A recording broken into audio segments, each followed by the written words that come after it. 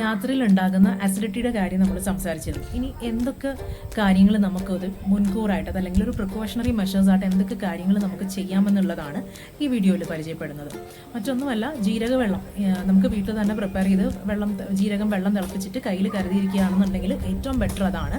In between ഒരുപാട് dehydrated ആവാതെ in between ഓരോ സിപ്പ് എടുക്കുകയാണെന്നുണ്ടെങ്കിൽ ജീരകം നമ്മളുടെ പിത്തത്തിന് ബോഡിയിൽ ഉണ്ടാകുന്ന ആ ഒരു പിത്ത ഫോർമേഷനെ കുറയ്ക്കുകയും അഗ്നിയെ സപ്പോർട്ട് ചെയ്യിക്കാനും വളരെയധികം നല്ല ഒരു ദ്രവ്യമാണ് ജീരകം. അപ്പം ജീരകവെള്ളം ഇടയ്ക്കിടയ്ക്ക് ഓരോ സിപ്പ് എടുക്കുന്നത് യാത്രയിൽ ഉണ്ടാകുന്ന ഈ അസിഡിറ്റി സംബന്ധമായിട്ടുള്ള ഇഷ്യൂകൾ കുറയ്ക്കാൻ വളരെയധികം സഹായകരമാണ്. പിന്നെ മറ്റൊരു കാര്യം, അംല, നെല്ലിക്ക നമുക്ക് ഡ്രൈ ഫോമിൽ കിട്ടും, ക്യാൻഡീസ് ഒക്കെ ആയിട്ട് കിട്ടും. അതല്ലെന്നുണ്ടെങ്കിൽ ഫ്രഷ് നെല്ലിക്ക ആസിഡ്സ് നമുക്ക് കൺസ്യൂം ചെയ്യാം. നെല്ലിക്ക എന്നുള്ളത് ഒരു നാച്ചുറൽ ആയിട്ടുള്ള ഒരു ആൻറ്റാസിഡാണ്. അപ്പം നെല്ലിക്ക കയ്യിൽ കരുതി ഇടയ്ക്ക് അതൊരെണ്ണം കഴിക്കുന്നതും വളരെയധികം നല്ലതാണ് ഈ അസിഡിറ്റി ഗ്യാസ് സംബന്ധമായ ബുദ്ധിമുട്ടുകൾക്ക്. പിന്നെ മറ്റൊരു ഹോം റെമഡി അതല്ലെങ്കിൽ മറ്റൊരു നമുക്ക് വീട്ടിൽ പ്രിപ്പയർ ചെയ്ത് കയ്യിൽ കരുതാൻ പറ്റിയ കാര്യം എന്തെന്ന് വെച്ചിട്ടുണ്ടെങ്കിൽ ഒരു ചെറിയ പീസ് ചുക്ക്, അതിൻ്റെ കൂടുതൽ നിന്നിട്ട് 2 ഏലക്കയും കൂടെ മിക്സിയുടെ ബ്ലെൻഡറിലോ അതല്ലെങ്കിൽ ജസ്റ്റ് എന്തെങ്കിലും വെച്ചിട്ട് നന്നായിട്ടൊന്ന് ക്രഷ് ചെയ്ത് പൗഡറാക്കി കയ്യിൽ കരുതുക. അപ്പം ആ ഒരു പൗഡർ നമുക്കിതുപോലെ ആസിഡിറ്റി സംബന്ധമായിട്ടുള്ള പ്രശ്നങ്ങൾ അല്ലെങ്കിൽ വയറ്റിനൊരു എരിച്ചിൽ ബുദ്ധിമുട്ടൊക്കെ തോന്നുകയാണെന്നുണ്ടെങ്കിൽ ജസ്റ്റ്